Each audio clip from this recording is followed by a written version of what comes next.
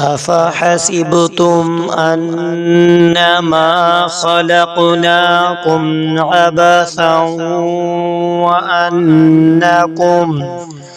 وأنكم إلينا لا ترجعون.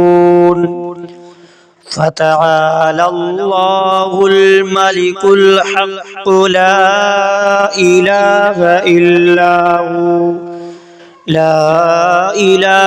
إلا هو رب العرش الكريم. ومن يدع مع الله إلها آخر لا برهان له به فإنما حسابه عند ربه إنه لا يفلح الكافرون.